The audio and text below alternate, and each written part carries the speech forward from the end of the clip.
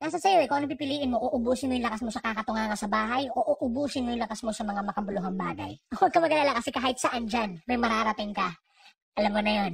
Hindi, ganito kasi yan. Dahil lang alam mong matagal at mapapagod ka, hindi ka natutuloy. So wala kang mararating kung hindi mo pipihitin yung susi sa loob ng ulo mo. Gaano man kataas ang pangarap mo sa buhay, huwag kang matatakot sa pagod at sakripisyo dahil parte yun eh. Hindi ka makakakain ng kanin kung hindi mo sasaingin. Hindi ka makakakain ng ulam kung hindi mo lulutuin. Lahat ng bagay kailangan kilusan mo muna sa umpisa. Hindi tatakbo sa sakyan kung hindi mo sususian. Kung hindi mo lalagyan ng gasolina, hindi yun tatakbo sa kung saan mo siyang direksyon dapat talin. Kailangan kumilos ka. Kailangan ng lakas mo para marating mo kung ano yung gusto mong marating sa buhay. Kasi kung hihiga ka lang dyan, wala mangyayari talaga sa'yo. Hindi po pwede na inaasal natin lahat sa Diyos sa parang Diyos, Diyos. Lagi ko idadasal sa Diyos. Hindi po pwede yun. Sabi nga nila, di ba, nasa Diyos ang awa, nasa tao ang gawa.